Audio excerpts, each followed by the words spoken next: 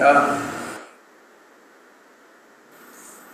Bueno, buenos días al grupo. Gracias por la invitación y gracias, José, por aceptar este ciclo de conferencias para nuestra corte. Eh, José es egresado de nuestra maestría, es profesor invitado y visitante tanto de nuestra maestría como de otros programas de formación y actualmente está en Brasil desarrollando sus líneas de investigación en teatro. El tema que nos trae pertinente para nuestra formación y la formación de todos es la antropofagia cultural, cuerpos y literatura y narrativas, que es uno de los temas bien interesantes y bien candentes en nuestra cultura contemporánea. Así que gracias, José, por la invitación y bueno, adelante con tu ponencia. Bueno, buenos días, ¿cómo están todos ahí?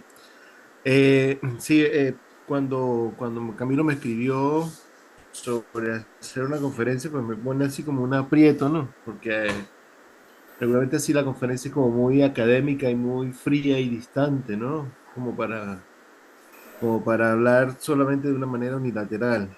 Pero entonces hoy lo que quiero hacer es como una especie de conversatorio para que ustedes también ayuden ahí, aunque esta frialdad aquí de la internet nos lleva a comernos unos a otros, diría Baitelo, ¿no? Desde las imágenes de ustedes allá y yo aquí. Sí, pero una de las cosas que más me llama la atención, por ejemplo, yo estoy trabajando ahora aquí con la UniOeste en un proyecto precisamente sobre cómo definir una epistemología que sea propia desde aquí, desde América Latina, viéndonos, ¿no? Porque es una lucha que se ha tenido durante todo el siglo XX y ahora vamos hacia el siglo XXI y seguimos develando todo este tipo de, de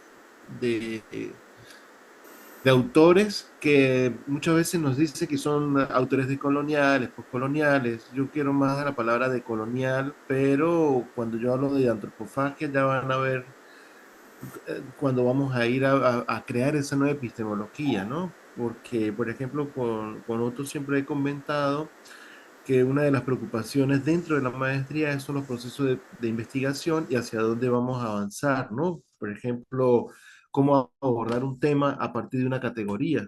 Es lo más difícil para un investigador del arte y la literatura, cómo construyo la categoría y cómo la voy sosteniendo con el discurso, ¿no? Teóricamente. Por eso hoy este trabajo que les traigo, que se llama Antropofagia Cultural, Cuerpo y Literatura, se lo voy a dedicar a Otto, que Otto me abrió las puertas de la antropofagia hace cerca de, ¿cuánto digo? Como 28 años, por ahí, no saquen la cuenta. El hecho fue que fue más de 20 años con un trabajo que él me mostró sobre la ley Jairzinho y yo quedé así como muy impactado y cómo era que se manejaban esos procesos de la antropofagia cultural, ¿no? En Brasil.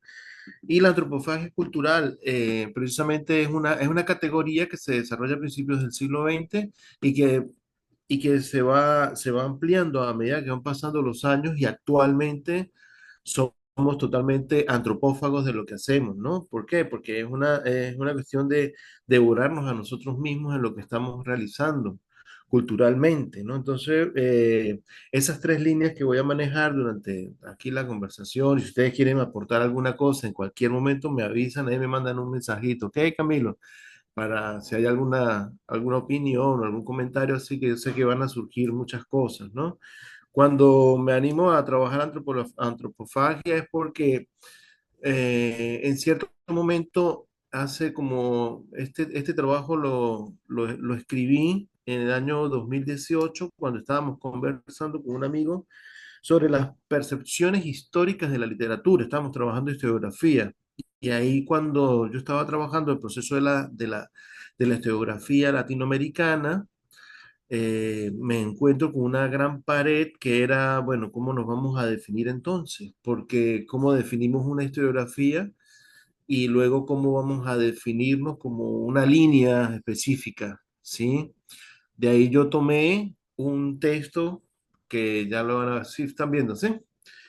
Esto es una frase de una novela icónica de la antropofagia brasilera, que se llama Macunaíma. Y el personaje de Macunaíma dice algo que nos compete a todos. Ustedes les pueden quitar la palabra Brasil y colocan América Latina y funciona, ¿ok? O le colocan Venezuela, le colocan lo que ustedes quieran, le pueden colocar al final. Dice, ay, qué pereza, mucha hormiga y poca salud para los males de Brasil, ¿sí? Eso lo dice el personaje porque está cansado de que siempre mucha gente haciendo cosas, pero nadie da una solución. Y creo que en ese conflicto de definir lo que es la literatura latinoamericana, tenemos esa dificultad de delimitarnos en el sentido de que la literatura americana se alimenta del contexto en el cual ella se encuentra. Por eso es muy importante estar claro de cuáles son esas categorías. Por ejemplo, en estos días me preguntaron, alguien me preguntó, profe, ¿es lo mismo antropofagía que antropofagia? Sí, solo que yo aquí durante el conversatorio yo voy a hablar de antropofagia porque la voy a pronunciar en portugués, porque fue elaborada dentro de un discurso de Oswald de Andrade, que él dice, somos antropófagos, y es la antropofagía, ¿sí? Muchas personas hablan palabras en inglés, yo les voy a hablar aquí algunas palabras en portugués, ¿está bien? Bueno, cuando en 1928 Mario de Andrade escribe esta novela súper importante que se llama Macunaíma. Ojo, Mario de Andrade se va hacia la Guyana francesa y luego de ahí pasa hacia Roraima y él consigue ese mito que los pemores le llaman Macunaíma, ¿no? Pero él comienza a escribir y a hacer los primeros trazos de un personaje que se llamaba Macuna Ima. Y él empieza a jugar con el tupí, que es el tupí que es una variación del guaraní que está en el nordeste de Brasil, y empieza a jugar con esa fonología, ¿no? Con la fonética de la palabra. Le dicen, no, no es Macunaima, es Macunaíma, es Macu, porque de Macu hay variaciones, por ejemplo, de Macumba, que sería la brujería, ¿ves? Que es despectivamente que le llaman, ¿no? Entonces, Macunaíma nace como un héroe que aparece en la selva y después él se va a vivir a Brasil, a Sao Paulo. Y esa historia, acuérdense muy bien de esta historia porque vamos a ir ahí develando cómo es que funciona el sistema antropófago. Eh, Cuando Macunaíma nace, él nace en el Amazonas, cerca de la frontera con Bolivia y Colombia. Luego él recorre todo el Amazonas, tiene hijos por todas partes, muere varias veces, y luego en la segunda parte de la novela, yo tengo una edición aquí muy linda de la novela, ¿sí? Eh, Él llega al espacio urbano y entonces él se convierte en un personaje súper pintoresco y él pasa de un espacio que él mismo considera como el espacio salvaje, el espacio de la floresta, el espacio de la selva, y se va hacia la ciudad y se instala en Sao Paulo, donde va a tener eso, ¿no? Entonces, cuando la novela nace en 1928, tuvo muchas dificultades, ¿no? Incluso fue censurada en muchas partes, porque habla mucho del cuerpo, de la sexualidad, además que Macunaíma es un personaje que tiene sexo con todos los personajes que consigue, ¿no? Y tiene, no, incluso cuando está dormido también es víctima de la sexualidad, ¿no? Es una cosa así del cuerpo entregado. Entonces, ese texto va a ser el complemento de un movimiento que nace a partir de 1922, que miren la diferencia que hay entre 1922 y 1928, que es la Semana de Arte Moderna de Sao Paulo, ¿no? Ahí Oswald de Andrade, que es otro escritor, no es Mario de Andrade, es Oswald de Andrade. En Sao Paulo él crea la Semana Moderna de arte moderna, ¿no? Donde lleva Anita Malfata, y ese que ustedes ven aquí, estos cuatro personajes, Anita Malfata, Osvaldo de Andrade, Héctor Villalobos y Mario de Andrade, ¿no? Entonces ellos cuatro arman como es como un grupo de trabajo, de investigación sobre las propuestas estéticas de cómo nosotros nos vemos y cómo nos vamos a definir, ¿no?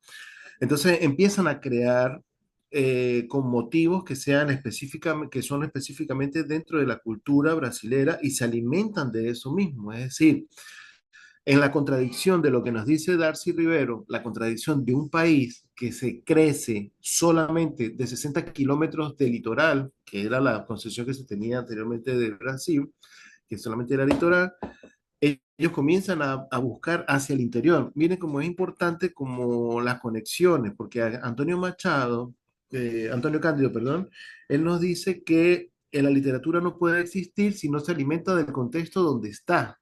Es decir, que si usted va a devorarse a sí mismo, esas imágenes son producto del contexto cultural donde usted se encuentra.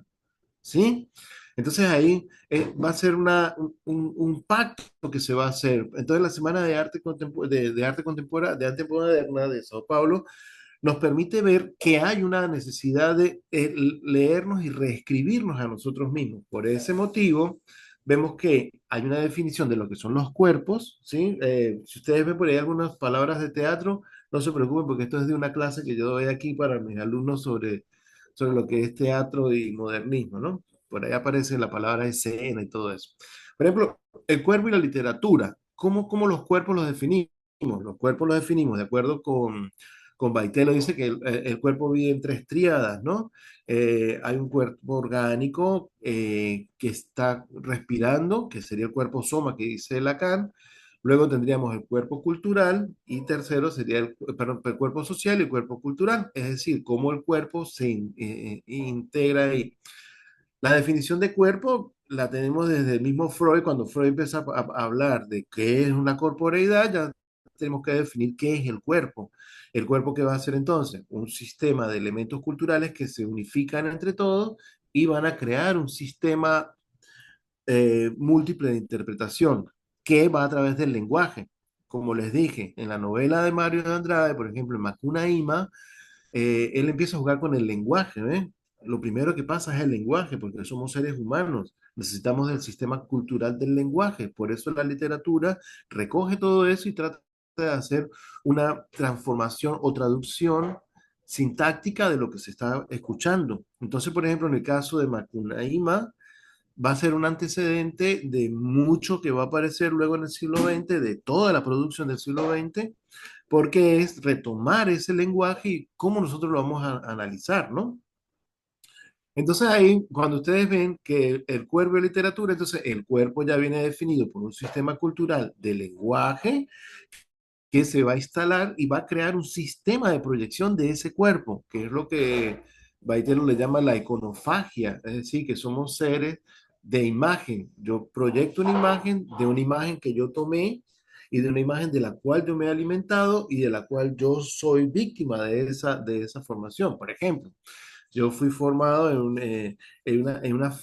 un estilo de literatura, entonces yo voy a escribir un estilo de literatura que se parece mucho a eso, porque no tengo para dónde más correr. Entonces, cuando tú revisas un autor, tú buscas el punto que te conviene dentro del punto de vista corporal de lo que está suministrando ese autor.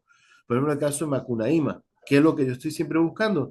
Los sistemas fragmentados dentro de la lingüística y cómo ella se convierte en un todo. Incluso todos esos fragmentos, todos esos vacíos, todos esos intervalos son ese cuerpo que yo estoy viviendo. ¿Eh? Incluso yo tengo un artículo que ahorita va a salir publicado que se llama así de ruidos narrativos, que son todos los intervalos y silencios que están dentro de una obra de teatro, de una obra literaria, y cómo él habla también desde esos fragmentos, desde lo que parece casi lógico de comentar, ¿sí? Por ejemplo, una de las cosas que fatigaba e incomodaba mucho de la producción de Macunaíma era que las personas se molestaban porque estaba fragmentada la obra. Es decir, hablaban de una cosa, de repente el niño parecía grande, de repente el niño volaba, el niño se moría, volvía a nacer. Sí, porque el personaje muere y nace cada instante. Entonces, eso crea un sistema de iconofagía, es decir, hacia dónde estoy viendo yo y qué es lo que yo voy a consumir y cómo lo voy a escribir posteriormente. Eso viene como consecuencia que hay una producción de arte y literatura que responde a esos patrones históricos en los cuales se mueve el autor. Por eso ahí, cuando yo leí el texto de las cuatro devoraciones de Norman Baitelo Jr., me pareció interesantísimo. ¿Por qué? Porque él plantea cuatro categorías dentro de las devoraciones, donde está el cuerpo y donde está la imagen al mismo tiempo, como él Es recíproco. El cuerpo crea la imagen y la imagen va a transformar ese cuerpo que es a través del lenguaje, como nosotros lo vamos viendo. Así podemos tener un elemento epistémico para estudios de sistemas de literatura, ¿sí? Aquí tenemos, por ejemplo, la antropofagia cultural o antropofagia cultural de Oswald de Andrade, aparece hacia 1928 con el manifiesto antropófago. El manifiesto antropófago es, vamos a consumirnos a nosotros mismos. Y yo les voy a hacer una pregunta posteriormente sobre esta parte, porque va a ser muy curioso cómo ese sistema de antropología, de antropofagia, se conecta con otros movimientos culturales que aparecieron en América Latina en preciso en ese momento, entre 1920 y 1935, 40. Ya les voy a mencionar algunos autores que trabajan en el mismo sistema con otras categorías en otros países, ¿sí?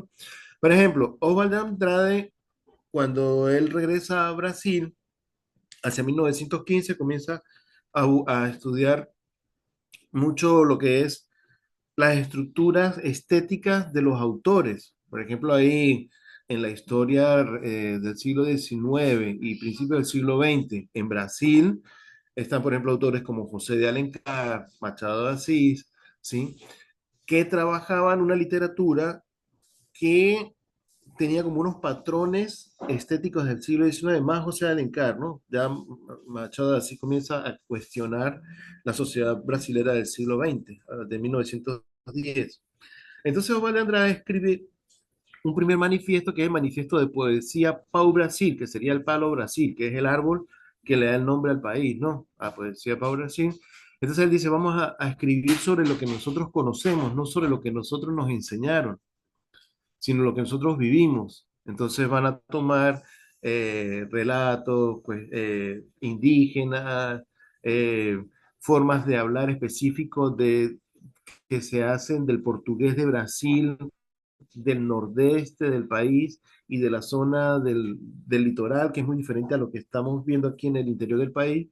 Entonces crea un sistema de estudio y un manifiesto. Y dice, bueno, todos tienen que, vamos a meternos por aquí, y crea el primer manifiesto. Y ya luego, en 1928, tiene el manifiesto antropófago. ¿Cuál es el manifiesto antropófago?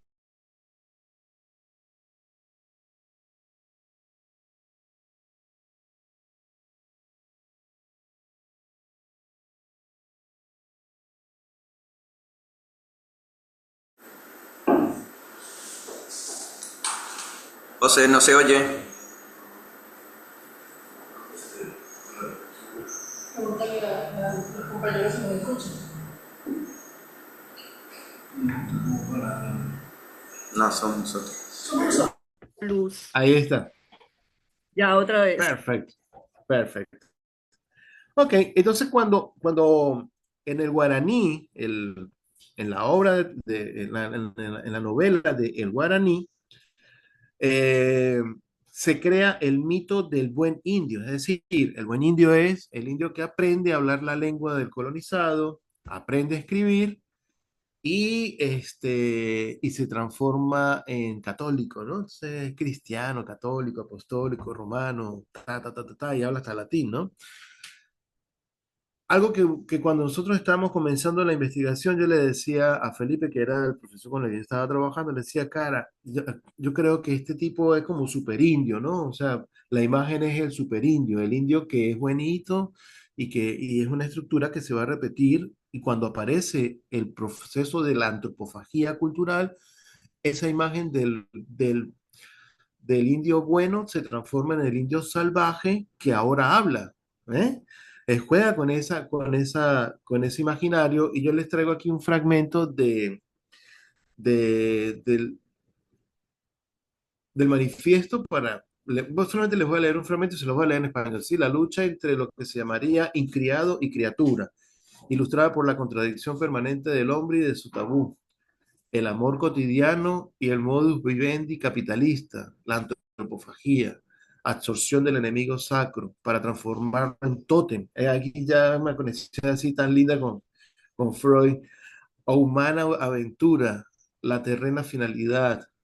Además, son las puras élites, solo las puras élites conseguían realizar la antropofagía carnal que trae en sí más el más alto sentido de la vida y evita todos los males identificados por Freud, males catequistas, que se da no en una sublimación de instinto sexual, es a escala termométrica de instinto antropofágico, de carnalidad, L que se torna electivo y crea la amistad, afectivo, el amor, especulativo, la ciencia, se desvía, se transfiere, llegamos al habilitamiento, la baja antropofagía aglomerada en los pecados del catecismo, la envidia, la usura, la calumnia, el asesinato, peste de los pueblos llamados cultos y cristianos, y contra él es que estamos actuando, antropófagos. Entonces, es romper la estructura occidental y crear una forma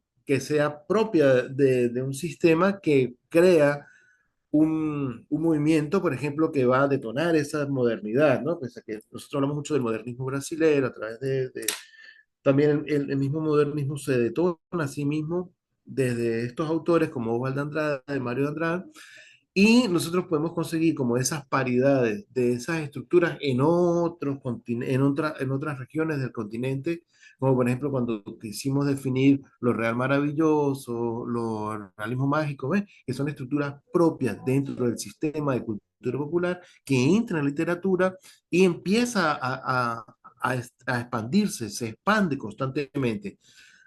Ahí es cuando entra el trabajo de Baitelo, que nos dice que la iconofagía, ¿sí? Que es esa devoración de nosotros mismos, está dividida en cuatro partes. Los cuerpos que se devoran a sí mismos en otros cuerpos, las imágenes que devoran imágenes, los cuerpos que devoran imágenes y las imágenes que devoran cuerpos. Tal vez parece como un juego fonético que se parece mucho unos con otros, más él los trata de definir en función de cómo ese cuerpo que es cultural se asume y se construye dentro de un sistema que él mismo va creando nuevas imágenes, ¿no? Por ejemplo, aquí, la primera parte, la antropofagía pura, que sería cuerpos que devoran cuerpos, ¿sí? Ahí dice la apropiación del espacio, perdón, la apropiación del espacio, del tiempo, ya voy aquí que, la apropiación del espacio y sus atributos, la apropiación de las mentes y sus imágenes no siempre pasan por la relación directa de dos cuerpos sufriendo en estos casos un proceso de mediación de imágenes. Entonces, con esto tenemos la iconofagía. Sí, la apropiación del espacio y los recursos, es decir, del cuerpo que reside en ese cuerpo que yo fui construido dentro de un sistema cultural en el cual yo me alimento de lo que estoy observando, de las formas del lenguaje, de las formas de convivencia social, de las formas de estructuras culturales, de las formas de cómo la cultura popular se inserta dentro de mi sistema corporal y yo voy avanzando ahí, ¿no? Ahí ya nos vamos a acercar bastante a las teorías de Lacan sobre lo real, pero ahí aparece todo el tiempo, ¿no? Es decir, cómo vamos alimentando todo eso y cómo nos vamos cruzando, ¿no? Entonces, los cuerpos que se devoran a sí mismos somos la misma construcción, ¿sí?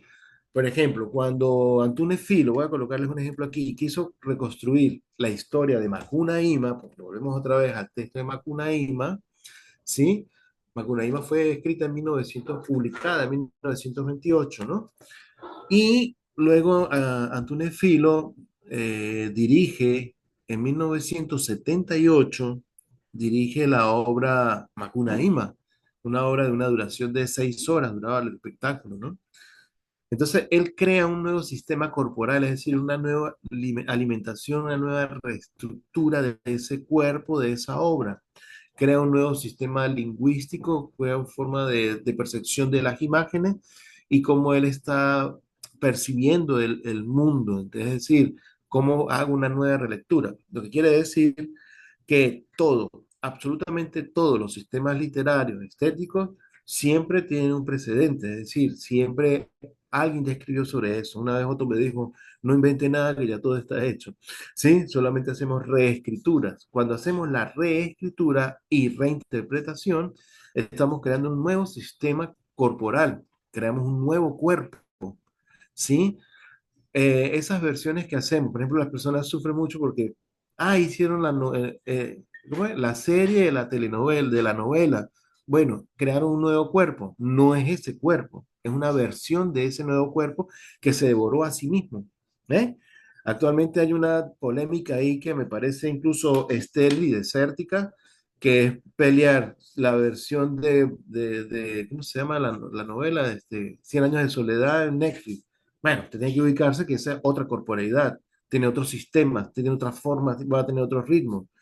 Esa a 100 años de soledad que usted leyó cuando estaba joven y después lo volvió a leer, porque mucha gente lo ha leído muchas veces, tiene un sistema corporal que se mueve a sí mismo y usted mismo construye dentro de su propio cuerpo y usted le coloca a ese rostro de ese coronel Aureliano Buendía, usted le colocó su propio rostro. Es usted, el cuerpo suyo, que está alimentándose de ese cuerpo y que está creando un nuevo cuerpo dentro de su sistema imaginario. ¿Ve? Por eso Beitelo dice que de acuerdo con Fussler, el imaginario cuando se empieza a rebotar aquí, ya iba muriendo, porque es lo que a la conclusión de yo llego, o sea, nadie me saca de ahí. ¿Sí? Entonces, cuando se reconstruye una lectura, cuando se reconstruye una novela, cuando se reconstruye un texto como esto, por ejemplo, ya nosotros estamos hablando de que un nuevo sistema de corporeidades estéticas, ¿sí?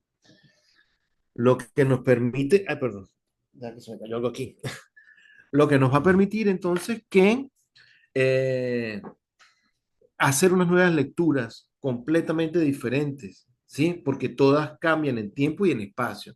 Por ejemplo, aquí, Macunaíma en historias de cuadriños, ¿cómo se llama? En cómics. Por ejemplo, esa es una lectura que se hace de Macunaíma desde un nuevo cuerpo que está a 100 años de diferencia de cuando nació Macunaíma en la cabeza de Mario de Andrade, que él nos lo contó con un texto maravilloso, que ustedes lo pueden encontrar, se los puedo dejar aquí al final dentro de un ratito.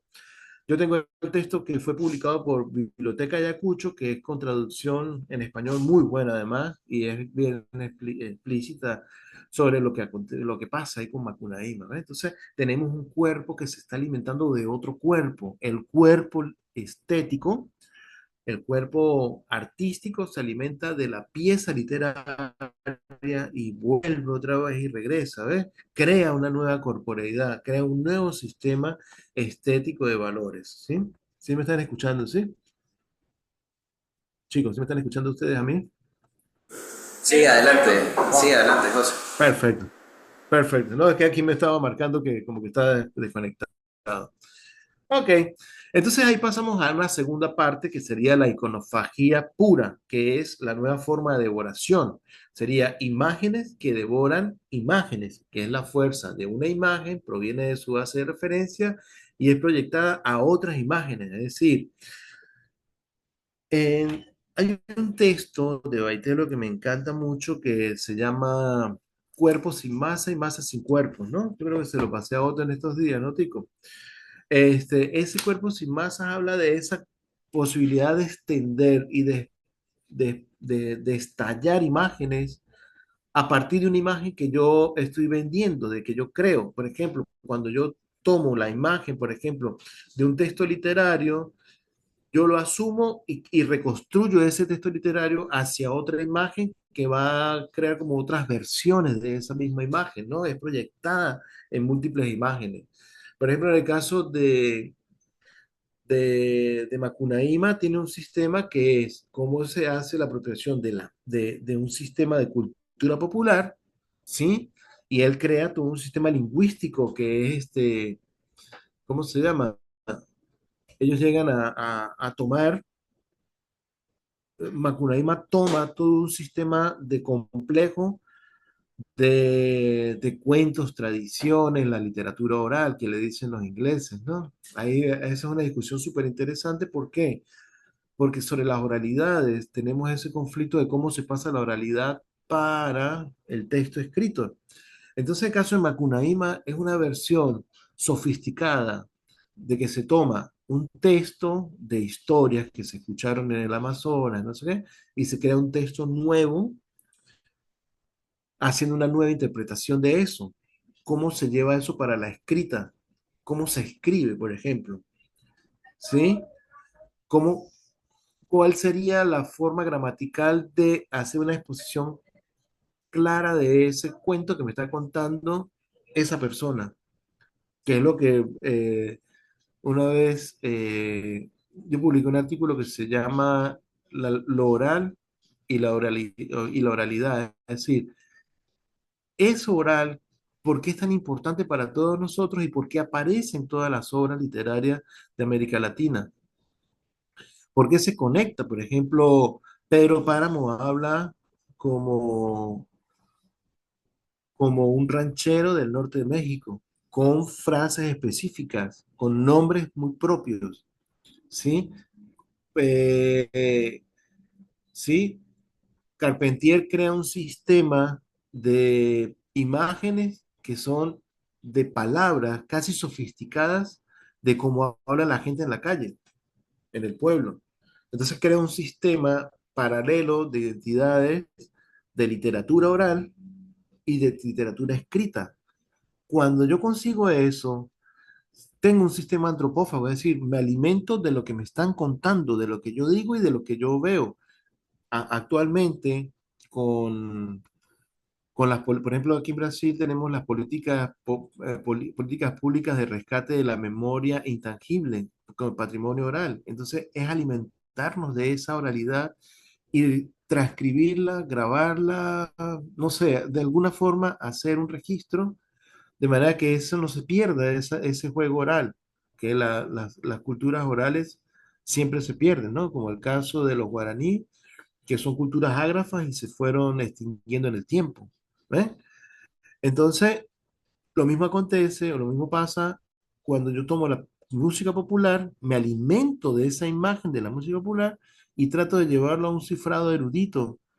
Cuando yo entonces estoy amarrando esa imagen, la imagen que alimenta esa imagen va a crear una nueva imagen que no es la original. Tal vez suena como un laberinto, pero yo tomo el autor, creo una nueva versión y luego proyecto una nueva versión que va dirigido hacia un sistema cultural específico, como lo que está pasando, por ejemplo, con la música popular, que la quieren llevar siempre que si, vamos a tocarla con la orquesta, que vamos a llevar a no sé qué. Lo mismo pasa con la literatura, tomamos la oralidad, y entonces queremos meterla dentro de una camisa de fuerza de una imagen del libro como tal, como ya lo tenemos aquí, como este libro, ¿sí? El libro como estructura única que contiene todo el conocimiento. Ahí es donde se va a dar el sistema del palincesto, es decir, todas las obras van a ser la reconstrucción de lo que ya existió y de lo que podrá ser más al frente, es decir, cómo yo interpreto eso. Por lo menos yo sé de muchos acá que están trabajando así con las cuestiones indígenas y todo. Entonces, trabajar con el legado de literatura indígena es una cuestión que yo, se lo juro, yo no me meto en ese conflicto. ¿Por qué?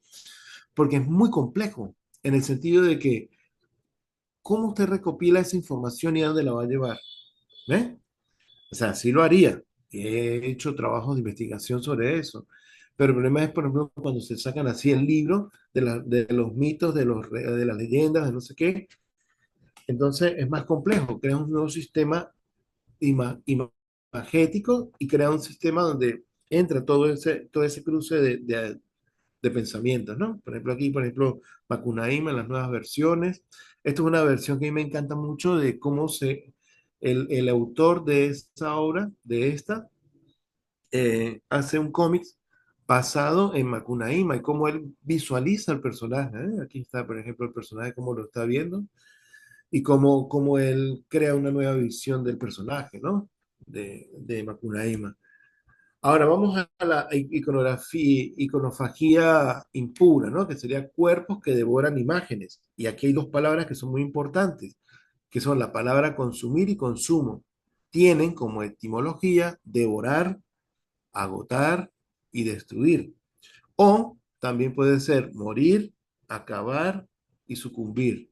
¿Sí? La presencia de un sentido activo y uno pasivo para el verbo acusa la conciencia de un proceso de vectores opuestos. Es decir, que eso equivaldría a decir que devorar imágenes supone también ser devorado. Es decir, que cada producción literaria que yo estoy creando, incluso en este instante, cuando yo estoy haciendo una interpretación de esas imágenes se están transformando en otras imágenes dentro del inconsciente de cada uno, del consciente de cada uno de ustedes, del imaginario que ustedes están creando ahí. Sí, van creando una serie de conceptos que van tomando desde ahí. Por eso, por ejemplo, por ejemplo, dentro de la antropofagía se habla mucho de la construcción de héroes, la construcción de los héroes, cómo los vamos visualizando. El héroe que consumimos, ese cuerpo que consume esa imagen de ese héroe. El héroe, por ejemplo, el héroe antihéroe, ¿no? Que habla Maurice Blanchot, dice que en América Latina regularmente usamos mucho la imagen del antihéroe, que es el héroe que se mueve en actividades ilícitas y todo aquel tipo de cosas, ¿no? Incluso aquí en Brasil se tiene una palabra que es el malandro, ¿no? Que se diferencia del malandro que nosotros conocemos allá. El malandraje sería como, la traducción en venezolano sería la la viveza criolla, ¿sí? Ese es el malandraje. Entonces, el malandro siempre seduce al otro. Y por eso, por ejemplo, Macunaíma es el ejemplo del malandraje. Es decir, Macunaíma cuando llega a Sao Paulo y llega al sistema urbano, se da cuenta de que él puede obtener más beneficios seduciendo a las mujeres que trabajan en la calle, ¿sí? Las prostitutas y todo eso, incluso vive en un bar, ¿no? Entonces, el héroe toma otra dimensión, es otra imagen, crea otra imagen, se dinamiza hacia otros patrones. Casi todos nuestros héroes son antihéroes, de acuerdo con esa percepción de Maurice Blanchot. Aunque a mí me gusta hablar más del héroe antropofágico, ¿no? El héroe que sobrevive en medio de todo, ¿no? Además, el héroe siempre es divertido, es diferente, es gracioso, es bueno, todo el mundo quiere estar con él. Claro, porque es un malandro, porque te seduce, es un pícaro, ¿no? Sería el pícaro, como decimos en América Latina, ¿no? Esa picardía, ¿sí? Y actualmente cuando se hacen las reestructuras de esas imágenes y construimos esos nuevos cuerpos alimentándonos de esas imágenes, creamos diálogos que se pueden expandir, ¿no? Por ejemplo, hay muchas versiones actuales donde los personajes dicen palabrones y todo aquello, ¿no? Que son las palabras propias de cada región y que pueden resultar dentro de un sistema de literatura erudita, puede resultar así incómoda, ¿no? Por ejemplo, colocar los palabrones dentro del sistema es siempre un poco arriesgado de colocar ahí, ¿no? En el sentido académico, digámoslo así. Por eso les decía al principio, más de una conversación así. Entonces vamos a tener la construcción de un héroe mítico que tiene diferentes patrones culturales y estéticos y particulares porque está en diferentes estados de tiempo.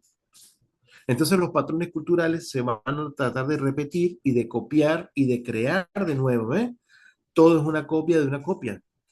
Por eso la antropofagia es alimentarme de eso, crear un personaje polifacético, crear un personaje polifónico, caótico y que tenga múltiples interpretaciones. Es decir, usted puede amar o puede detestar el personaje, pero sabe que está ahí y que el personaje avanza. Y que el personaje, por ejemplo, Macunaíma, en el caso de Mario de Andrade, él construye un personaje que es extraordinariamente llamativo, atractivo, y tiene un sistema que usted a veces no comprende, porque además de que él utiliza todo un sistema de lenguaje propio del interior de Brasil, coloca palabras en inglés y empieza a jugar con todo eso del nuevo sistema de transculturación. ¿Ves? Que ahí también nos vemos conectados con los trabajos de Fernando Ortiz. Actualmente, por ejemplo, este es el afiche de una ópera, Macunaíma, ¿cómo se llama ella? Yara se llama una cantante nuestra aquí de Brasil, que ella tiene una ópera y la ópera es bien así disonante, ¿no? Con elementos electrónicos que crea todo un sistema, incluso ella le llama así Macunaíma, la ópera tupí, ¿sí? Aquí hay una imagen, por ejemplo, de cómo la interpretación que hace Antúnez Filo de el espacio urbano, aquí el espacio urbano de la obra de Macunaíma llevada al teatro. Una nueva interpretación. Se vuelve a alimentar, vuelve a retomar y lanza una nueva forma imagética, ¿no? Por ejemplo, aquí de acuerdo con, ¿cómo se llama ella? Ay Dios, Gilda Melo de Souza, que fue la que hizo la traducción del Macunaíma para el español, ¿sí? Ella tiene un trabajo muy lindo que dice así, que en la obra, por ejemplo, en el caso de Macunaíma, que ustedes lo pueden ver, aquí ya, aquí está. Ajá, dice, por ejemplo, en Macunaíma se agregan piezas más heteróclitas, anécdotas tradicionales de la historia del Brasil, incidentes pintorescos presenciados por el autor, episodios de su biografía personal, transcripciones textuales de los etnógrafos, de los cronistas coloniales, frases célebres de personalidades históricas o eminentes, ciertas construcciones lingüísticas como modismos, locuciones, fórmulas sintácticas, procesos mnemotécnicos populares, tales como asociaciones de ideas y de imágenes o de procesos retóricos, tales como las enumeraciones exhaustivas, que según el propio autor tenían la finalidad puramente poética de dar vida a sonoridades curiosas o incluso cómicas.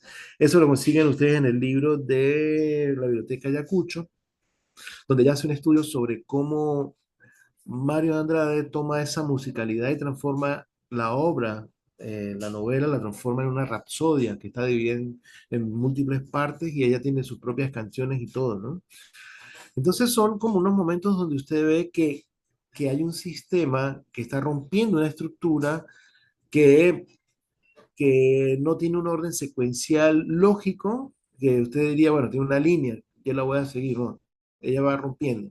Por ejemplo, eso de anécdotas tradicionales, incluso hay una parte donde Macunaíma, él viaja a la frontera con Brasil y él tiene un hijo allá y que se lo que y él y es y el hijo es envenenado por una araña que se muere.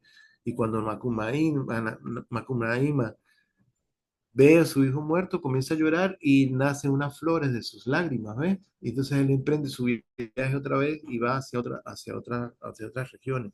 Una cosa linda y espectacular que empieza a jugar con esa temporalidad y ese espacio de, del lector, ¿no? Entonces usted va creando todo un imaginario adentro, va creando y va comiendo todas esas imágenes. La antropofagia impura son imágenes que devoran cuerpos, es decir, alimentarse de imágenes significa alimentar imágenes, confiriéndoles la sustancia, prestándole los cuerpos, significa entrar en ellas y transformarse en personaje. Se recuerda aquí el origen de la palabra persona como máscara en el teatro, es decir, asumimos esa imagen como parte de nuestra corporeidad, nuestra corporalidad, nuestra forma de existencia y la forma de cómo coexistir con esa literatura, cómo crear ese sistema, cómo yo lo vivo y cómo yo lo represento, ¿sí? Cómo yo puedo crear un sistema de imágenes que a través de ese cuerpo que voy a producir, ya sea a través de un cuerpo escrito, un cuerpo, ¿sí? Un cuerpo artístico o mi propio cuerpo también, ¿no? Entonces ahí tenemos una cuestión que es el espacio-tiempo, cómo el cuerpo se va representando y se va reescribiendo a cada paso, en cada instante, ¿sí? ¿Por qué? Porque las obras como tales, las obras literarias, la literatura crea siempre un estado de cronotopo, para tomar a Bakhtin, es decir, esa lectura que hace la obra en un espacio y tiempo y respira para ella misma. Sería ilógico yo querer forzar un sistema estético creativo ajeno al contexto en el cual yo estoy. No tendría interlocutor. Por ejemplo, Gustavo Geirola tiene un texto muy lindo que se llama El discurso de la histérica en el teatro, es decir, ¿qué busca el público? Yo no voy a montar una obra de teatro donde el público no tenga respuestas, no tenga un retorno, no tenga una conexión conmigo, porque para eso entonces haría teatro para mí solo. Entonces, crear una imagen para crear un nuevo cuerpo, ese cuerpo tiene que estar en consonancia con el sistema en el cual él está coexistiendo, en el cual entra. Ahí es donde entra el sistema de la literatura latinoamericana, que es lo que definimos como literatura latinoamericana. lo que siempre estamos alimentándonos de nosotros mismos, lo que estamos consumiendo, tal y como dice Antonio Cándido. Vamos a revisar, vamos a tomar lo que estamos revisando, cuáles son esas conexiones históricas e historiográficas dentro de la misma obra y entender por qué necesitamos reciclarla constantemente, revisarla. Muchas veces escucho así, incluso personas que se traen así, ay, es que la vigencia de la obra, no sé si la vigencia de la obra existe, no sé, tal vez lo que existe es la reinterpretación de esa obra en su contexto, en el contexto de quien lo dice, ¿eh? Ahí yo tengo muchas diferencias con eso porque la obra está escrita en un momento específico, solo que a veces, por ejemplo, yo en estos días estaba trabajando las estructuras del Teatro Operario de Sao Paulo, de 1971, con Plinio Marco y todos esos autores. Y cuando yo leo aquello, era como leer el Brasil de hoy, más no es el Brasil de hoy, es otro Brasil, es otra estructura política, económica, cultural. Solo que la preocupación de ese autor estaba alimentándose en ese momento de lo que estaba observando. Él estaba haciendo un ejercicio de antropofagia, ¿no? Se estaba alimentando a sí mismo de lo que estaba viendo.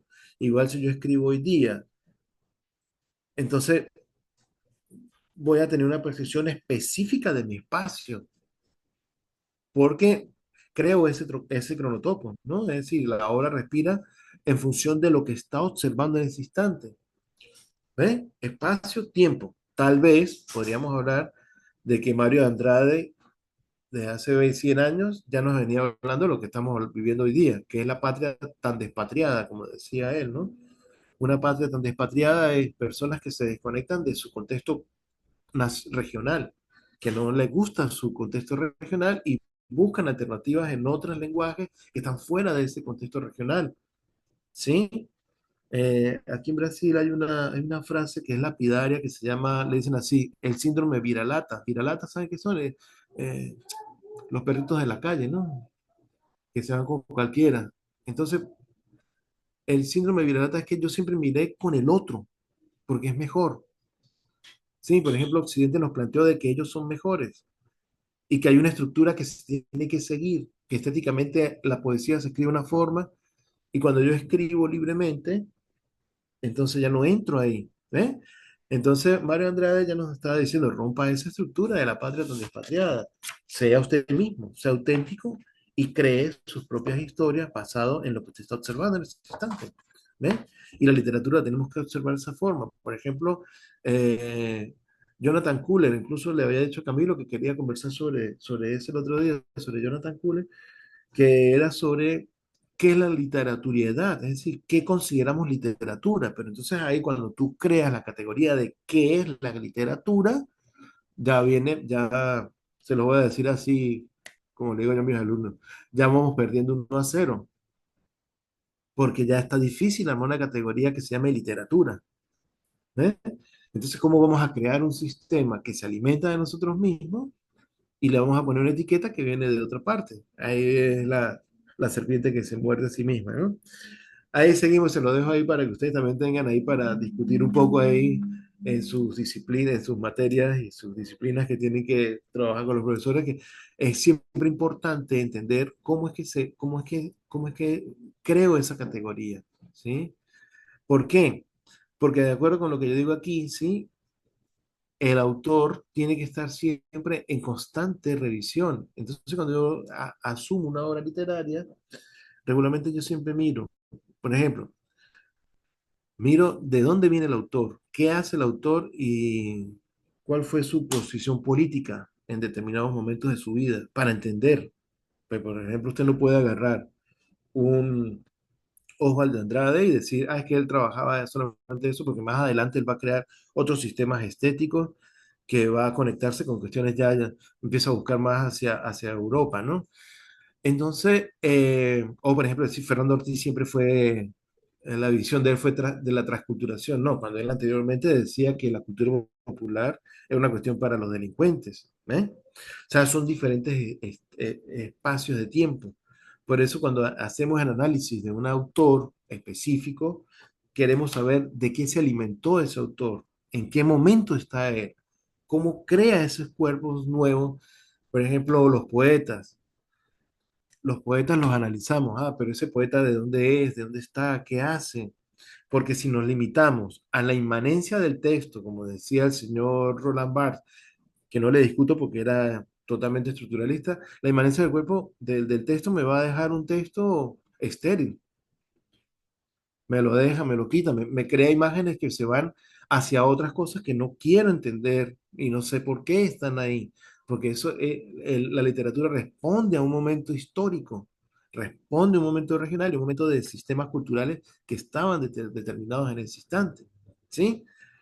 Entonces, hay un juego de espacio-tiempo que nos ayuda para crear ese sistema de oraciones. Todas las personas pasamos por ahí, todos, artistas, todos, ¿eh? Tenemos diferentes facetas en las cuales vamos estudiando, ¿ok? Entonces ahí es donde vamos a ver, por ejemplo, uno de los cuestionamientos del modernismo brasilero es precisamente jugar con el pasado presente, unificar el norte, sur, este, oeste, todo. De manera que la obra trate de conectarse más con un sistema cultural de que con un sistema artístico, en el sentido de que no quiere una conexión total, sí, nosotros nos parecemos a los mexicanos, no, nosotros nos parecemos a nosotros somos nosotros, esa es la antropofagia cultural, ¿ves? Alimentarme de lo que yo hago, ¿sí?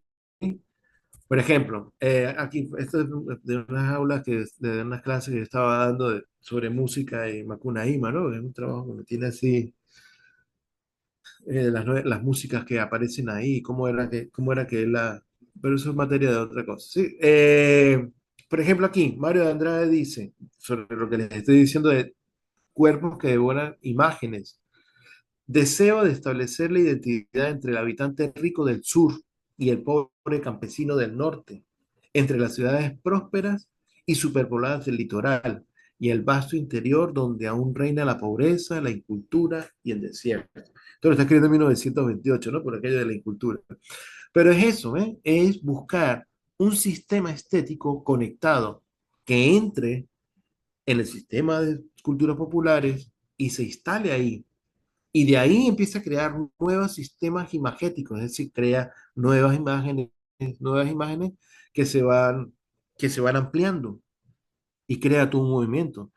Yo creo que nadie habría pertenecido al movimiento del boom latinoamericano si no hubieran existido estos autores que estaban antes, ¿sí? Si nosotros vamos hacia, por ejemplo, hacia 1927, cuando hicieron aquella, ¿se acuerdan? El acuerdo aquel con Bretón, y que estaba Ulla Pietri, que fue en Francia, que dijeron que iban a trabajar solamente cuestiones regionales. Es un acercamiento, es el primer acercamiento que hay de venir a estudiar más dentro del sistema de culturas que existían dentro de América Latina, ¿sí? Por ejemplo, en el Caribe, ¿cómo me alimento de la misma estructura del Caribe? Entonces se crea la literatura del Caribe que tiene unas marcas únicas y exclusivas, ¿sí? Fernando Ortiz, ese trabajo tan maravilloso que se llama El contrapunteo cubano del tabaco y del azúcar, es el resumen, es la ampliación de los conceptos que Osvaldo Andrade nos está mostrando con la antropofagia cultural de Sao Paulo. ¿Ven? Son las mismas conexiones y en espacios de tiempo similares, porque es la conexión. Vamos a quebrarle el cuello al cisne, dijo Víctor Hugo, ¿no? Víctor Hugo, no, Rubén Darío. Sí, perfecto. Vamos a quebrarle el cuello al cisne y vamos a crear una poesía que nazca de nosotros. Tal vez esos primeros experimentos de la antropofagia cultural, de la literatura de América Latina, de principios del siglo XX, tienen un sesgo muy europeo, ¿no? Porque era así, no, vamos a mejorar aquí las palabras para que se entiendan, ¿sí? Después aparece el Esama Lima con la expresión americana y toda aquella cuestión así fantástica, y el boom latinoamericano, donde está García Márquez y toda la, ¿cómo se llama? Cortázar y todo, que eran fantásticos además, que alimentaban del sistema cultural donde ellos estaban. Incluso el mismo Cortázar dice, no, che, tengo 30 años viviendo en Francia y sigo pensando como un porteño. Entonces, es ese sistema de antropofagia cultural lo que estamos buscando siempre, buscando esta es una parte de la clase que está dando los chicos, es buscando esas estructuras y buscar esas formas de conectarnos con lo que estamos viviendo constantemente. Es decir, por ejemplo, hoy día, para el 2028, se cumplen 100 años de la publicación de Macunaíma, ¿no? Entonces seguramente aparecerán muchísimas versiones 100 años después en otros contextos culturales en los cuales nos estamos ubicando hoy día, que también son bien complejos, sí, muy complejos, además de eso, que estamos en el mundo de la imagen, ¿no? Mario Andrade dice aquí, copié esta frase porque quería compartirla con ustedes y que me digan algo de eso después, ¿no? Dice, no se puede decir que el protagonista de este libro, al que extraje de la obra del alemán Kost Grünberg, sea el Brasil. Es tan o más venezolano como nuestro y desconoce la estupidez de las fronteras para detenerse en la tierra de los ingleses, como llama Macunaíma a la Guayana inglesa. El hecho de que el protagonista del libro no sea absolutamente brasileño me agrada muchísimo. Me ensancha el pecho en forma, cosa que antiguamente los hombres expresaban mediante el difundido, me llena los ojos de lágrimas. Muy importante esto que dice Mario Andrade, ¿no? Sobre esto, porque Koch Grünberg fue un explorador alemán que llegó aquí en finales del siglo XIX y tiene unos libros, unas bitácoras que él habla así de los salvajes y todo, ¿no? Entonces, por eso él dice, no es él que lo extraje de la obra de Koch Grünberg, es decir, el salvaje, que no es que sea Brasil, porque es tan venezolano como tal, es decir, que no hay una definición, no hay una definición, porque ya Mario Andrade estaba pensando en abrir ese espectro, crear un sistema más amplio y que pudiera tener eco en otras regiones diferentes donde él estaba, ¿no? Así, por ejemplo, podemos ver cómo la antropofagia llega actualmente con muchísima fuerza, con todo un movimiento, por ejemplo, en el teatro, aquí en Brasil, la antropofagia a través de Nelson Rodríguez, por ejemplo, teatro de una corte histórico, cultural muy fuerte además, ¿no? Con unas características psicológicas terribles, ¿no? Plinio Marco, también, por ejemplo, aquí en la música, ustedes seguramente han oído hablar de Caetano Veloso y María Bethania, ¿no? Gal Costa, Gilberto Gil, y a mí el que más me gusta es Ney Matogrosso, que estaba en el grupo de rock progresivo Secos y Moleados, ¿no? Entonces, es como se crean esas nuevas estructuras y a medida que va avanzando el tiempo, vamos viendo cómo la antropofagia es precisamente ese método que me ayuda a mí a crear imágenes sobre imágenes, devorarme sobre imágenes y seguir avanzando y seguir creando nuevas imágenes para crear un discurso que me ayude a encontrar como diferentes caminos y visiones, ¿sí? Por eso no podemos descartar cualquier camino que encontremos, seguir ahí avanzando, ¿no? De la misma manera, yo les iba a preguntar, ¿será que podemos cerrar aquí esta discusión sobre las imágenes que se devoran sobre imágenes, proyectándose en otras imágenes? ¿Quién sabe? Tal vez, espero que no se cierre la discusión, espero que quede totalmente abierta, que podamos entender de que la imagen precisa ser dinamizada, analizada y reproducida en otras versiones, en otras formas de visión de lo que yo estoy viendo. Entonces, para ir cerrando aquí, por ejemplo, ¿qué me deja de beneficio esta herramienta epistemológica de usar la antropofagia? Bueno, es entender que cada autor, cada obra, cada movimiento estético y artístico responde a unos intereses propios del momento y del espacio en el cual se encontraba el autor y él viene, o la autora, siempre nos olvidamos de las autoras, ¿sí? La autora, y cómo va creando un sistema poético que gira alrededor de eso, va girando alrededor de ahí, va creando nuevas formas de reinterpretarlo. Y yo creo que por ahí podemos ir cerrando aquí esta primera parte, si quieren hacer alguna pregunta y todo, y voy a cerrar aquí con una frase del mismo Osvaldo Andrade, que es to be or not to be, ask the question, ¿no? O sea, ser tupí o no ser tupí. Esa es la pregunta. Y los dejo ahí con una foto de Macunaíma de la obra de Pedro Joaquín, ¿no? Que era la película de 1969. No sé si tienen alguna duda, me disculpan si de repente en algún momento mandé muchísima información y bueno, y muchas gracias ahí por la invitación, ¿va? No sé qué quieren decir, lo veo que están como dormidos. Discúlpenme.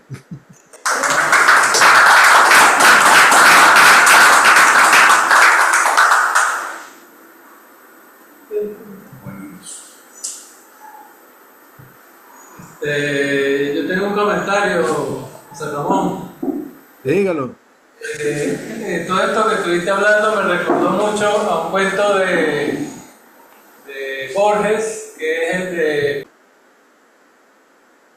Pierre Menard, autor del Quijote, que es un tipo que quiere escribir una obra tan importante como el Quijote y al final lo que decide es copiar el Quijote tal cual como está. Y la conclusión a la que el tipo llega es que ese Quijote ya no es el mismo Quijote que escribió Cervantes, justamente por lo que tú nos estabas diciendo de que ya el contexto y el tiempo es otro. Entonces no sé si ahí estaríamos ante un caso de antropofagia o antropofagía. Para que no importa, antropofagia es lo mismo. Está bien. Sí, Osvaldo, precisamente es el sistema antropófago que está planteando el mismo Borges, ¿no? Incluso él como autor se está cuestionando a sí mismo, porque él coloca a Pierre Menard, incluso Borges entra dentro del cuento y dice, yo lo conocí, yo sé quién era, ¿sí? Y empieza a jugar con esa de la nueva escritura de Quijote y en eso es que consiste el sistema de antropofagia, es decir, me reviso a mí mismo, me escribo sobre mí mismo y comienzo a producir, pues, ¿sí? Por ejemplo, en ese caso, tan puntual así de Borges, él avanza hacia las cuestiones más filosóficas, pero si tú te das cuenta, por ejemplo, no solamente en Pierre Menard, él tiene un cuento que a mí me mató, que es una cosa alucinante que se llama Funes el Memorioso, ¿no? Y ese Funes es una alimentación de él mismo, de sus memorias, porque no conseguía, ¿cómo es? No conseguía entender tanta imagen y apropiarse de esa imagen sin vomitarse, ¿no? Digámoslo así, como que no podía votar, ¿no? Porque no podía votar las imágenes, simplemente recibió, era un receptáculo de imágenes. Lo mismo que pasa con Pierre Menard, ¿no? Es decir, él crea un mundo de ficción donde él mismo se alimenta y luego va creando una serie de relatos que así mismo se van alimentando de ellos mismos. Es decir, tú dices, bueno, pero ¿por qué Borges siempre escribe como de lo mismo? Bueno, porque ese es el proceso de alimentación de él mismo dentro de su propio imaginario, ¿no? Dentro de su propio contexto. Empieza a jugar con eso y a crear y a profundizar y a decir, bueno, creo que necesitamos ir más allá. ¿Eh? Súper interesante. Muchas gracias, Osvaldo. Súper interesante y ese Pierre Menard siempre ha dado para hablar de más. O sea que el proceso de antropofagia, más que uno entendería que es un proceso de destrucción, pero así como lo está planteando, es un proceso de creación, o sea, de todo lo contrario. Claro, si tú ves en la primera frase, yo les voy a pasar ahí los slides para que ustedes los tengan. En la primera frase que yo les coloco, dice Osvaldo Andrade, lo increativo y contra lo creativo, es decir, lo increativo, o sea, lo que no crea, era lo que nos planteaba Occidente. Nada, que ustedes son salvajes, ustedes no pueden hablar así, tienen que hablar así. Entonces él dice, no, nosotros hablamos así. No es que estamos destruyendo, estamos alimentándonos a nosotros mismos, estamos creando una nueva forma de entendernos. Yo creo que eso es una de las grandes dificultades que tenemos incluso 100 años después de entender y crear un sistema de poéticas y de teorías estéticas que nos digan, sí, o sea, confíen en ustedes mismos, tienen un sistema complejo, no a través de una imposición, sino que a través de una cuestión de entendimiento propio. Porque el problema de la literatura latinoamericana, que incluso me acuerdo con Tico y discutíamos mucho con el maestro, ¿cómo se llama? Mario Cerda, ¿se acuerda, Tico? Decía, ¿cómo hacer entender de que de verdad la literatura americana respira en Latinoamérica? Entonces una vez me dijo Mario, lea 100 años de soledad y ya no tiene para dónde más correr. ¿Para dónde va a correr? En una de esas tantas conversaciones que tuvimos en aquella época. Y eso me quedó a mí dando vueltas por muchos años y yo dije, bueno, sí, claro, ¿por qué? Y no es que me da vueltas, es que sustenta todo el discurso sobre la literatura que voy buscando y cómo la voy como haciendo taxonomías dentro de mi propia, ¿cómo se llama? Una taxonomía muy particular que yo tengo. Entonces, me gusta este autor, voy a revisar este autor, me encanta aquel, ¿eh? Me voy conectando. No caer en el discurso, porque a veces nos hacen caer en el discurso de lo de colonial, entonces usted tiene que eliminar todo lo que no se ha hecho aquí. Está difícil, brother, porque está muy difícil. ¿Por qué? Porque nosotros estamos formados aquí, pero historiográficamente y genéticamente fuimos atravesados por otras culturas que se van mezclando y se van entrecruzando como un palincesto. Todos los que estamos aquí hoy reunidos, por ejemplo, ustedes ahí en la sala, todos los que están ahí sentados y los que nos están escuchando, están atravesados y están cruzados por sistemas culturales que no precisamente son los que nosotros quisiéramos que estuvieran. No, yo soy totalmente latino. No, no es así. Europeo, indígena, africano, ¿ves?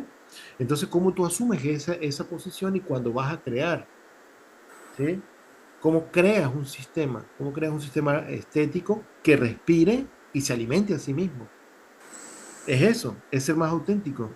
Yo siempre voy a apostar por eso. Por ejemplo, me encanta así los poetas urbanos y todos los que están así en las ciudades escribiendo cualquier cantidad de loqueras que sacan unos en tres líneas te dicen mil cosas, ¿no? Entonces, qué interesante, porque es lo que él está viviendo en ese instante, ¿ves?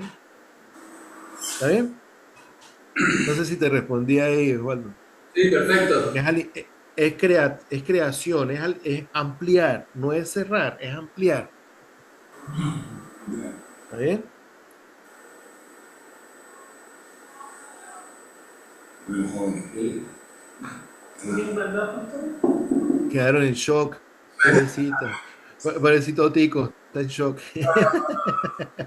pero discúlpame el like que esa idea tan bonita de Baitelo que me parece que la recuperas y que das un salto con un concepto que es bien interesante, que es como aprender a detonar la modernidad, que es como si salimos de la modernidad, entender que estamos también construyendo otro tipo de modernidad.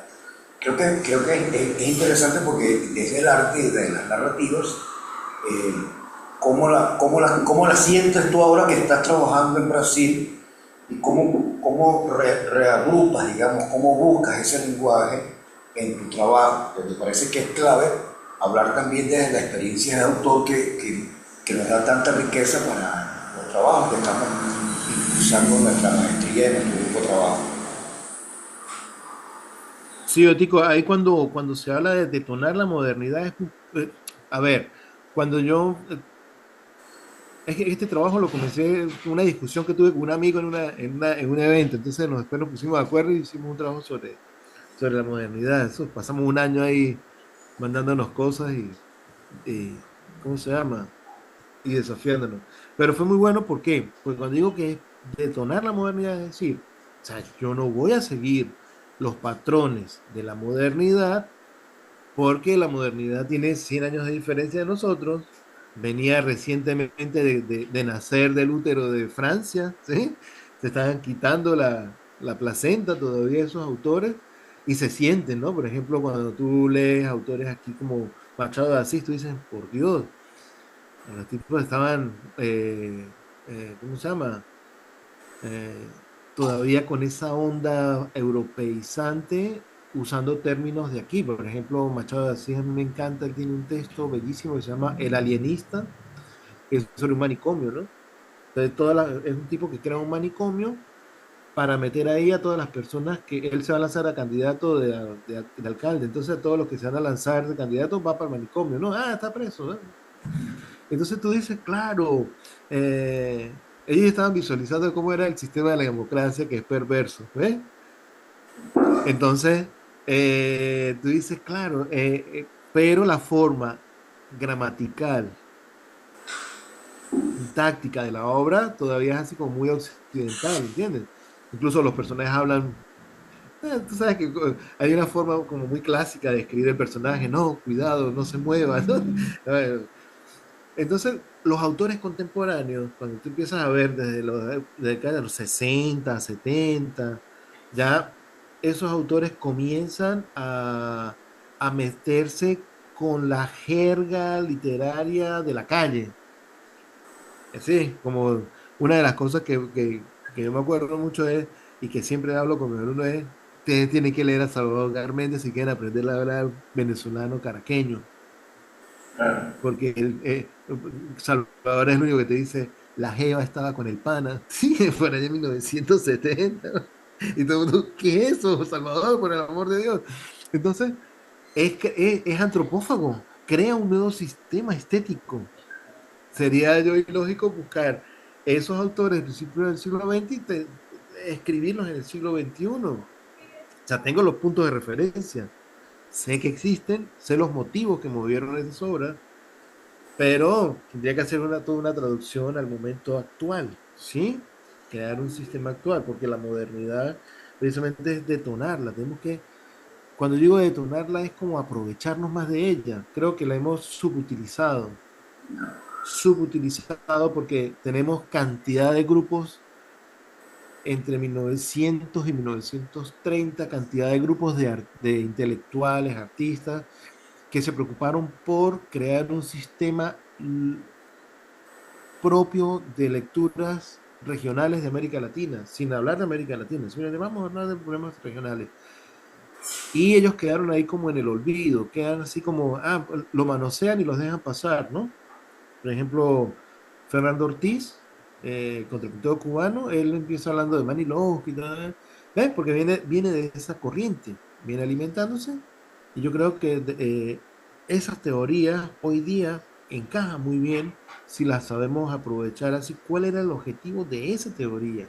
¿Cómo yo la traigo actualmente y detono los autores contemporáneos? A ver, ¿de qué me está escribiendo usted? ¿De qué me habla el poeta cuando me habla del contexto donde él está? ¿De qué me habla el cuento cuando me lo plantea el escritor? ¿De qué me habla la obra de teatro cuando el tipo me dice esta cosa? ¿De qué me habla el artista cuando pinta eso y me lo muestra? ¿De qué me está hablando él? ¿Se está alimentando de dónde? ¿De qué parte? ¿De él o de todos? Debería ser al mismo tiempo, de él y de todos al mismo tiempo, ¿ves? Como dice Baitelo, el cuerpo se alimenta de él, de lo social y de lo cultural. Se cruza, es un palincesto. ¿Ustedes se acuerdan los palincestos de Escher? ¿Sí se acuerdan? Los palincestos de Escher, que son así como unas cuestiones de muchos colores, pero todos están conectados con unas líneas negras. Bueno, ese es exactamente el proceso de detonar la modernidad, utilizarla, seguir avanzando, respirarla y vivir más. Vivir más. No es como una vez un alumno me dijo, profe, tenemos que mejorarla. No, tenemos que crear más, crear más. Usted no va a mejorar nada porque nada está mal hecho. Usarlo más. Ay, ¿Sí? No sé si les respondí ahí bien. claro, esa es la idea. Porque la idea precisamente es utilizar ese sistema de la antropofagia como categoría y aplicarlo a las investigaciones nuestras, ¿no? Aótico. Claro, es la idea de compartirlo. Ok, no sé. También, por ejemplo, en el contexto de lo que es actualmente, por lo menos, tú me preguntaste sobre lo de la producción en Brasil y todo. En Brasil, cada día hay mayor cantidad de artistas creando cosas. ¿Eh? Entonces, se superó una etapa que era aquella como de vamos a romper la modernidad y crear algo nuevo. Entonces ahora hay movimientos súper interesantes, por ejemplo, que, por ejemplo, basados en obras de hace 100 años, hoy día hace unas versiones fantásticas, como una que viene estos días de un filme, de una película, que fue en 1940, 1950, y hoy día hace una nueva revisión de las películas y tú dices, por Dios, que no me había fijado en eso. A veces dicen, no, pero es que la original, pues claro, la original es la original, porque es la idea del primero que se inventó eso, ¿no? Como cuando tú ves a Glauber Rocha, ¿no? Se han visto el cine de Glauber Rocha, ¿no? Que Glauber Rocha es el principal antropófago del arte cinematográfico brasilero, ¿no?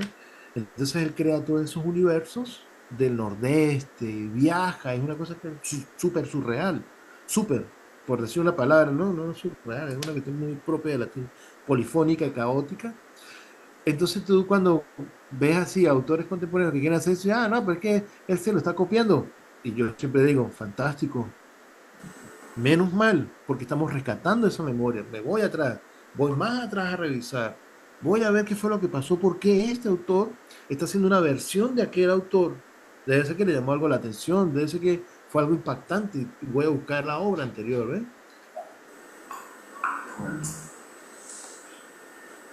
Oye, muchas gracias, José. Muy interesante que nos haya compartido un poco la experiencia de lo que fue el movimiento antropófago de Brasil y todo lo que fue la Semana del Arte Moderno en Sao Paulo, Brasil, toda esa experiencia artística ha servido para mirarnos a nosotros, en el caso de los brasileños, pero también se puede extrapolar a toda Latinoamérica, a partir de todo ese crisol de razas, artísticos, de movimientos, que buscan de algún modo reinventarse a partir de lo que se tiene. Creo que el concepto de Claro. permite y un concepto contemporáneo y tú vas a señalar cómo, Disculpa. Sigue. cómo a partir de, por ejemplo, de un motivo, de un tema místico, se puede hacer una revisión de lo que ha sido nuestro proceso de creación como nación, como cultura, como países, como la dinámica culturales que vivimos cada uno. La semana pasada estábamos con una ponencia que nos trajo un concepto que bueno, es reciente, si se quiere, el concepto de transposición. Es un concepto que de algún modo parte de una versión de una obra y bueno, ya el hecho de modificarla, de plantearla nuevamente, ya no es la misma obra original, sino que ya es con los matices, con todo el proceso creativo que pueda tener ese nuevo artista que ha revisitado esa obra original y lo ha presentado obviamente quizás en otros formatos. En este caso Macunaíma creo que es un ejemplo extraordinario a partir de la novela, el texto escrito, pero cómo ha sido llevado al teatro, cómo ha sido llevado al cine, cómo ha sido llevado al cómics, y tú lo has señalado, cada artista le impone su particularidad y acuerdo también el contexto, la visión de lo que él percibe y vive. Entonces, en este sentido, podemos decir que el concepto de antropofagia es un concepto que nos permite ser optimistas ante la recreación que hace un artista a partir de la obra original.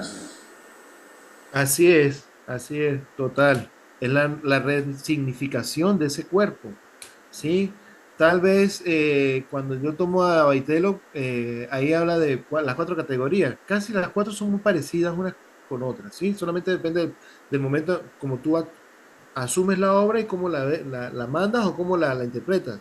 Todo depende de Vega, es como un juego que él hace ahí, que además me gusta mucho porque te ayuda a jugar con, como que todas son imágenes que vamos reconstruyendo. Desde la primera, por ejemplo, como tú dices, Macunaíma que fue llevado al cine, al teatro, al cómic, a la ópera, incluso hay muchísimas cosas así de versiones que han escrito nuevas sobre, por ejemplo, Macunaíma para niños, Macunaíma para adultos, Macunaíma no sé qué. Hay muchísimas cosas, ¿sí? Lo que indica que si es un peso, por ejemplo, toda esta teoría de la antropofagia, ella estuvo oculta durante muchos años, ¿sabían? Estaba prohibido hablar sobre eso, porque había un sistema de canon académico, no se puede hablar de eso, ¿eh? No se puede hablar de eso. Si usted va a hablar, hable de los poetas franceses, no hable de los otros, ¿eh?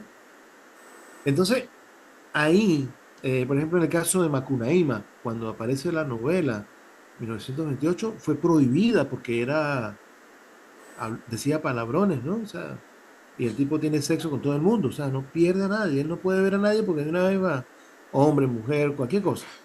Él va en el frente de todo el mundo, ¿sí? Es una maravilla además, porque es la sexualidad nuestra, pues, ser humano.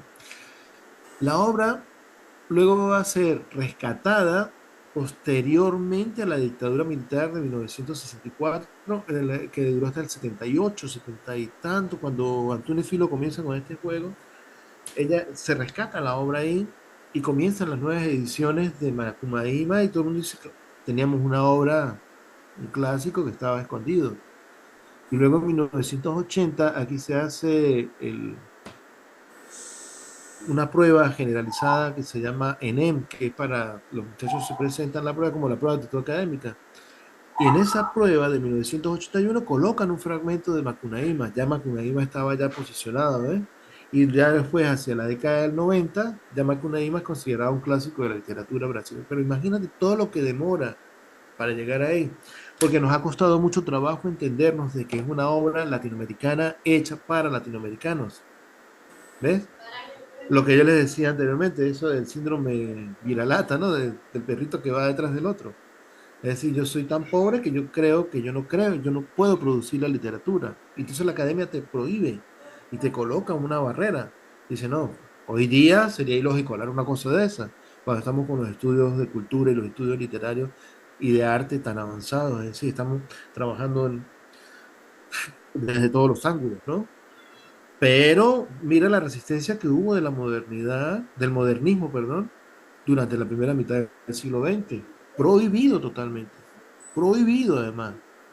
Oswald de Andrade, cuando él fue al concurso de filosofía en la Universidad de Sao Paulo en 1950, a él tuvo que hacer una versión de lo que él pensaba porque filosóficamente él no tenía entrada en la escuela de filosofía por estar jugando con las cuestiones propias de la filosofía latinoamericana.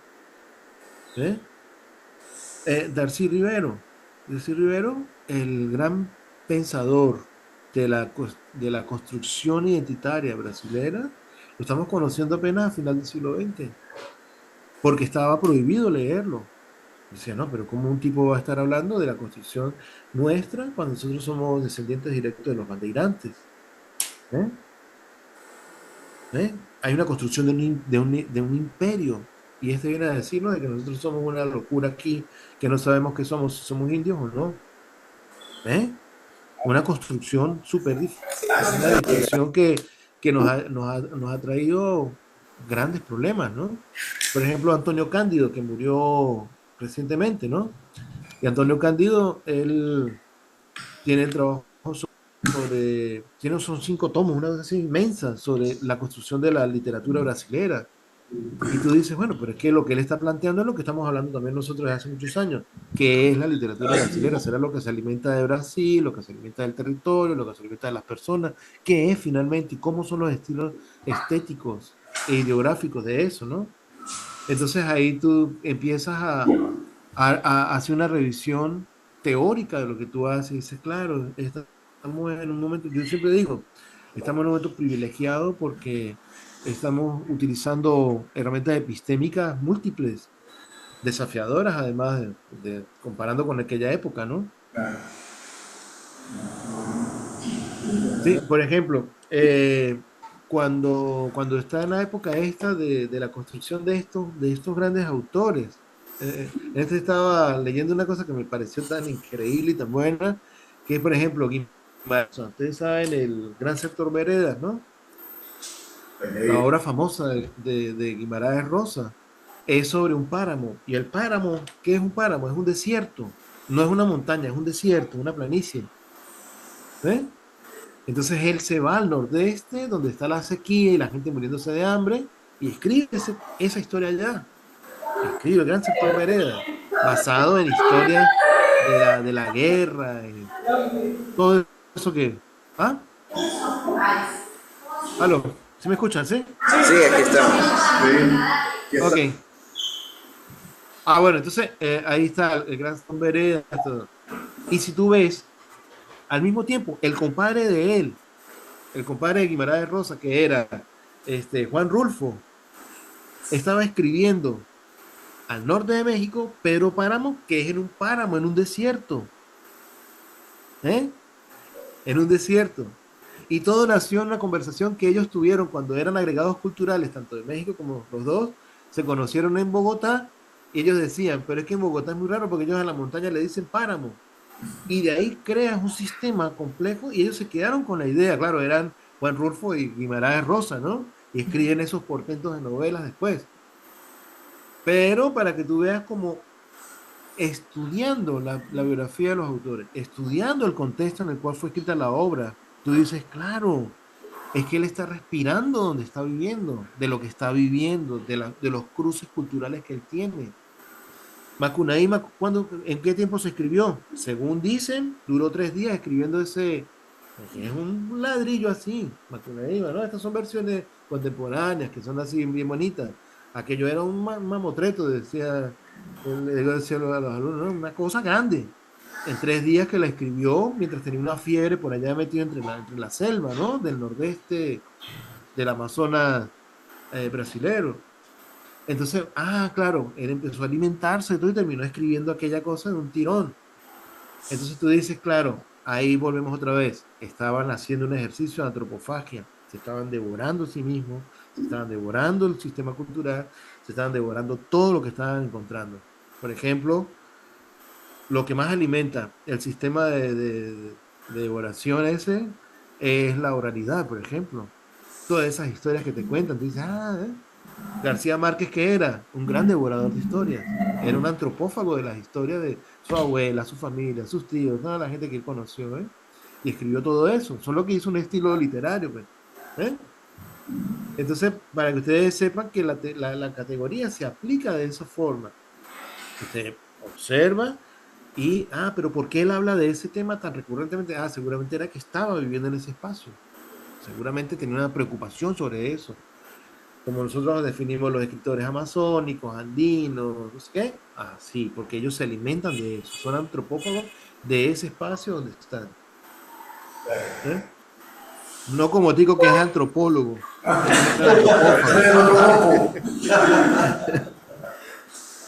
Bueno, Ani va a hacer una pregunta. Y aquí con la literatura venezolana, ¿cuál piensas tú que podría ser el equivalente de Macunaíma? Bueno, no busquemos el equivalente, pero sí por lo menos en esa línea de investigación. Imagínate, nosotros tenemos a Miguel Otero Silva que escribió esas casas muertas. Es una cuestión que se come a sí mismo, ¿no? Y todos esos escritores de esa época, como Rómulo Gallegos, sí, que se alimentan. Por ejemplo, Rómulo Gallegos era un devorador de la cultura venezolana, ¿no? Todo el llano venezolano se lo comió. Doña Bárbara, ¿cómo es que se llamaba el otro? Canaima, y el cuento que a mí me encanta, Tico. ¿Cómo que se llama el cuento que a mí me gusta? La hora menguada, que habla de la cultura social, ¿cómo es? De la familia de Caracas, ¿no? De aquellas 2 mujeres que se quedan con un niño. Una estaba embarazada y la otra no, y después ellas trocaron ahí, que intercambiaron para evitar problemas con la familia, ¿no? O sea, la hora menguada es una cosa que a mí cada vez que la leo me deja así, por Dios, porque seguramente Gallego presenció eso muchas veces, era una historia recurrente que pasaba entre las familias, ¿no? La mujer que queda embarazada la encerraban y la otra era la que salía, decía, no, es que yo soy viuda, entonces mi marido me dejó preñada. O sea, una locura que acontece ahí. Igual que, por ejemplo, esa, Otico, la que tú dices, la de Pobre Negro, ¿no? No sé, tantas que hay. Y más recientemente, así, lo que yo les comenté, así, en Venezuela tenemos escritores fantásticos, así simplemente. No tiene otra, como José Pulido, ¿no? José Pulido, pero el escritor de la novela, ¿no? Salvador, Estefanía Mosca, por Dios, o sea, se devoran a sí mismos en las ciudades, ¿no? ¿Cómo que se llama, Otico, el del diario del enano? Eduardo Liendo. Eduardo Liendo para mí es el mayor de todos, o sea, por mi gusto, por lo que me gusta que él escribe, ¿sí? A mí me encanta todo eso del hombre mosca y todas esas cosas de Eduardo Liendo porque se alimenta, incluso la del diario del hombre, ¿cómo es? La vida del hombre mosca, ¿qué se llama? La novela esa que le publicó Alfaguara, es él viviendo en Caracas. Va por el barrio, se monta en el autobús y él se transforma en una mosca, ¿no? Va tomando leche condensada en cuanto va transformándose en mosca. Y la novela es genial, así, el tipo se mete en el bares, va al boxeo, va a no sé dónde, le gusta el boxeo, se mete en los bares, escucha salsa, ¿no? Pero todo transformado en mosca, ¿no? O sea, pero ¿qué quiere decir todo eso? Ah, es que el tipo está haciendo una radiografía de Caracas, ¿no? Está metiéndose ahí, se está devorando a Caracas. ¿Eh?